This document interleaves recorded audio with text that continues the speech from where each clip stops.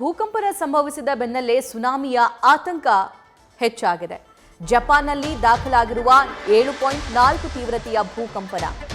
ಉತ್ತರ ಮತ್ತು ಮಧ್ಯ ಜಪಾನ್ನಲ್ಲಿ ಭೂಕಂಪನ ಸಂಭವಿಸಿದೆ. ಭೂಕಂಪನ ಸಂಭವಿಸಿದ ಬೆನ್ನಲ್ಲೇ ಸುನಾಮಿಯ ಆತಂಕ ಅಲ್ಲಿ ಕಾಡ್ತಾ ಇದೆ. ಇದೇ ಮೊದಲ ಬಾರಿಗೇನಲ್ಲ, ಜಪಾನ್ನಲ್ಲಿ ಅತಿ ಹೆಚ್ಚು ಭೂಕಂಪನಗಳು ಆಗ್ತಾ ಇರುತ್ತೆ. ಭೂಕಂಪನ ತೀವ್ರತೆ ಎಷ್ಟು ಜಾಸ್ತಿ ಇರುತ್ತೋ ಆ ಸಂದರ್ಭದಲ್ಲಿ ಸುನಾಮಿಯ ಅಲೆಗಳು ಕೂಡ ಅಲ್ಲಿ ಅಪ್ಪಳಿಸೋಕೆ ಶುರುವಾಗ್ತವೆ. ಸಮುದ್ರದ ಅಲೆಗಳು 5 ಮೀಟರ್ ಎತ್ತರಕ್ಕೆ ತಲುಪುವಂತಹ ಸಾಧ್ಯತೆ ಇದೆ. ಕರಾವಳಿ ಪ್ರದೇಶದ ಜನರನ್ನ ಈಗ ಜಪಾನ್ ಸರ್ಕಾರ ಸೂಚನೆಯನ್ನ ನೀಡಿದೆ. ಅವ್ರನ್ನ ಸ್ಥಳಾಂತರ ಮಾಡುವಂತ ಕೆಲಸ ಕೂಡ ಆಗ್ತಾ ಇದೆ. ಆ ಭೂಕಂಪನದ ತೀವ್ರತೆ ಎಷ್ಟಿದೆ ಅಂತ ಗಮನಿಸ್ತಾ ಇದ್ದೀರಾ.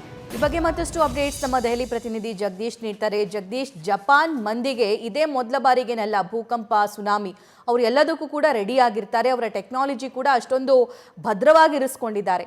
ಆದರೆ ಈಗಾಗಿರುವಂತಹ ಈ ಭೂಕಂಪನ ಮತ್ತು ಸುನಾಮಿಯ ಎಚ್ಚರಿಕೆ ಬಗ್ಗೆ ಏನೆಲ್ಲ ಡೀಟೇಲ್ಸ್ ಲಭ್ಯವಾಗ್ತಿದೆ? ಸಭಾ ಇವತ್ತು ಭಾರತದ ಕಾಲಮಾನ ಪ್ರಕಾರ ಬೆಳಗ್ಗೆ 7 ಗಂಟೆ 10 ನಿಮಿಷದ ಸುಮಾರಿಗೆ ಜಪಾನ್ನಲ್ಲಿ ಭೂಕಂಪ ಆಗಿರುವಂತದ್ದು. ಅದರ ತೀವ್ರತೆ ಬಹಳಷ್ಟು ದೊಡ್ಡ ಪ್ರಮಾಣದಲ್ಲಿ ಇದೆ. 7.4 ತೀವ್ರತೆಯಲ್ಲಿ ಭೂಕಂಪ ಸಂಭವಿಸಿದೆ ಅನ್ನುವಂತಹ ಮಾಹಿತಿಯನ್ನು ಈಗಾಗಲೇ ಅಲ್ಲಿ ಜಪಾನ್ನ ಸರ್ಕಾರ ಕೊಟ್ಟಿದೆ.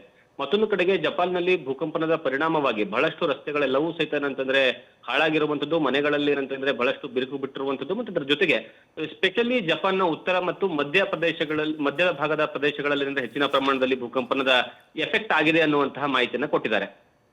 ಮತ್ತೊಂದು ಕಡೆಗೆ ಏನಂದ್ರೆ ಈಗಾಗಲೇ ಇಶಿಕಾವಾ ಆಗಿರ್ಬೋದು, ನಿಗಾಟ ಮತ್ತೆ ಟೊಯಾಮಾ, ಈ 3 ಪ್ರದೇಶಗಳಲ್ಲಿ ಇದರ ತೀವ್ರತೆಯ ಪ್ರಮಾಣ ಹೆಚ್ಚಿದೆ ಅನ್ನುವಂಥದ್ದನ್ನ ಈಗಾಗಲೇ ಜಪಾನ್ನ ಸರ್ಕಾರ ಅಧಿಕೃತವಾಗಿ ಘೋಷಣೆಯನ್ನ ಕೊಟ್ಟಿದೆ. ಮತ್ತೆ ಅದರ ಜೊತೆಗೆ ಜನರು ಯಾವುದೇ ಕಾರಣಕ್ಕೂ ಸಹಿತ ಸಮುದ್ರ ಭಾಗದಲ್ಲಿರುವಂತಹ ಜನರು ಬಹಳಷ್ಟು ಜಾಗೃತರಾಗಿರಬೇಕು. ಮತ್ತೆ ಅದ್ರ ಜೊತೆಗೆ ಅವರು ಬೇರೆ ಕಡೆಗೆ ಸ್ಥಳಾಂತರ ಆಗ್ಬೇಕು ಅನ್ನುವಂತಹ ಮಾಹಿತಿಯನ್ನ ಕೊಟ್ಟಿದ್ದಾರೆ. ಜಪಾನ್ನಲ್ಲಿ ಒಟ್ಟು 380ಕ್ಕೂ ಹೆಚ್ಚು ಕಿಲೋಮೀಟರ್ಗಳಷ್ಟು ವ್ಯಾಪ್ತಿಯನ್ನ ಸಮುದ್ರದ ಗಡಿ ಭಾಗವನ್ನು ಹಂಚಿಕೊಂಡಿದೆ.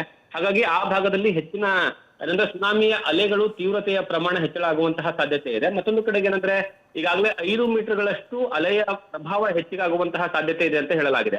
ಈಗ ಸದ್ಯದ ಮಟ್ಟಿಗೆ ಮಾಹಿತಿ ಬಂದಿರುವಂತಹ ಪ್ರಕಾರ ಒಟ್ಟು 1 ಮೀಟರ್ಗಳಷ್ಟು ಅಲೆಯ ಪ್ರಮಾಣ ಹೆಚ್ಚಳ ಆಗಿದೆ ಅನ್ನುವಂಥದ್ದನ್ನ ಈಗಾಗಲೇ ಜಪಾನ್ ಸರ್ಕಾರ ಘೋಷಣೆಯನ್ನ ಮಾಡಿದೆ. ಮತ್ತೆ ಅದರ ಜೊತೆಗೆ ಈ ಜಪಾನ್ಗೆ ಇದೇ ಮೊದಲ ಬಾರಿ ಅಲ್ಲ, ಈ ಹಿಂದೆಯೂ ಸಹಿತ ಬಹಳಷ್ಟು ಬಾರಿ ಏನಂದ್ರೆ ಭೂಕಂಪನ ಸಂಭವಿಸಿರುವಂತದ್ದು. ಪ್ರತಿ ಬಾರಿ ಸಹಿತ ಈ ರೀತಿಯಾದಂತಹ ಪ್ರಕೃತಿ ವಿಕೋಪಕ್ಕೆ ಜಪಾನ್ ಸರ್ಕಾರ ಸಜ್ಜವಾಗಿರುತ್ತೆ. 2011ರಲ್ಲಿ ಇದೇ ರೀತಿಯಾದಂತಹ 9 ತೀವ್ರತೆಯಲ್ಲಿ ಏನಂದ್ರೆ ಭೂಕಂಪನ ಆಗಿರುವಂತಹ ಕಾರಣಕ್ಕಾಗಿ 18,500ಕ್ಕೂ ಹೆಚ್ಚು ಜನ ಸಾವಿಗೀಡಾಗಿದ್ರು. ಈಗಲೂ ಸಹಿತ ಜಪಾನ್ ಸರ್ಕಾರ ಅಲ್ಲಿರುವಂತಹ ಜನರಿಗೆ ಸುರಕ್ಷಿತ ಸ್ಥಳಕ್ಕೆ ತೆರಳುವಂತೆ ಏನಂದ್ರೆ ಈಗಾಗಲೇ ಸೂಚನೆಯನ್ನ ಕೊಟ್ಟಿದೆ. ಮತ್ತೊಂದು ಕಡೆಗೆ ಈಗ ಸದ್ಯದ ಮಟ್ಟಿಗೆ ಇರುವಂತಹ ಮಾಹಿತಿಯ ಪ್ರಕಾರ ಯಾವುದೇ ಕಾರಣಕ್ಕೂ ಸಹಿತ ಸಾವಿನೋವಿನ ಬಗ್ಗೆ ಇನ್ನುವರೆಗೂ ಸಹಿತ ವರದಿಯಾಗಿಲ್ಲ.